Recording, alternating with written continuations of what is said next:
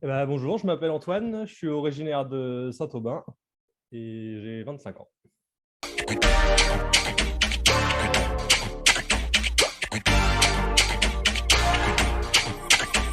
Tu voulais faire quoi quand tu étais petit?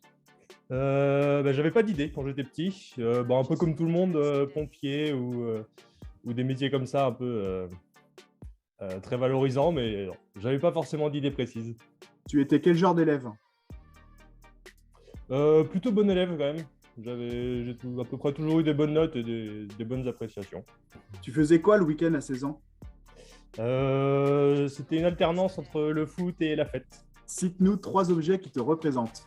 Des chaussures de rando, j'adore la randonnée et tout ce qui se rapproche à la nature. Un masque de plongée, parce que j'adore la plongée aussi. Et enfin, un canapé, parce que j'aime bien faire la sieste aussi au passage. Si tu étais un personnage célèbre, tu serais qui? Alors j'adorerais être le commandant Cousteau, pour son rapport à la mer et tout, aux explorations qu'il a fait. Il est très inspirant. Le truc qui t'agace le plus, c'est quoi? Je suis quand même assez compliqué à agacer, donc il n'y a pas grand-chose qui m'agace en général dans la vie de tous les jours. Si tu étais président de la République, ta première mesure, ce serait quoi? Joker. Super. Ton lieu préféré dans le Mot-Léonnais, c'est où? Alors, j'ai plein de bons souvenirs un peu partout, que ce soit au stade de foot le dimanche qu'on se ramène avec les copains, etc., ou même chez mes parents où j'ai des très bons souvenirs aussi. Donc, pas un lieu en particulier, mais j'ai plein de bons souvenirs un peu partout, on va dire. Maintenant, de quoi vas-tu nous parler? Et ben, si vous voulez bien, je vais vous parler de mon parcours, donc mon parcours professionnel qui m'a amené à bouger à quelques kilomètres du Mont-Léonnais, on va dire. Alors, je suis parti à Marie-Galante, en Guadeloupe. Comment est née cette idée? Alors, j'ai fait des études d'ingénieur en agroalimentaire.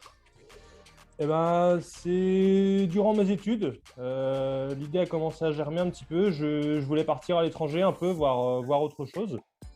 Et donc, au final, je n'ai pas réussi à partir à l'étranger, donc à proprement parler, mais voilà, j'ai quand même réussi à trouver du travail.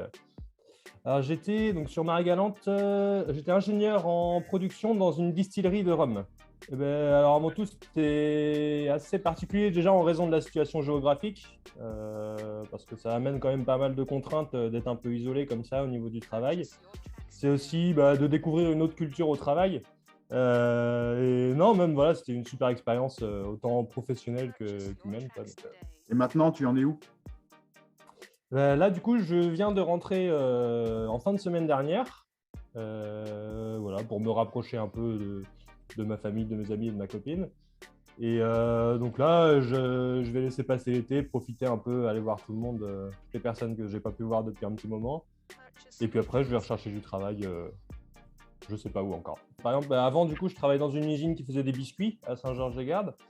Donc là, je peux faire romerie. Après, je peux aller dans une laiterie où vraiment c'est toute la filière agroalimentaire quoi, dans laquelle je peux trouver du travail, quoi. C'est des métiers qui recrutent, ouais.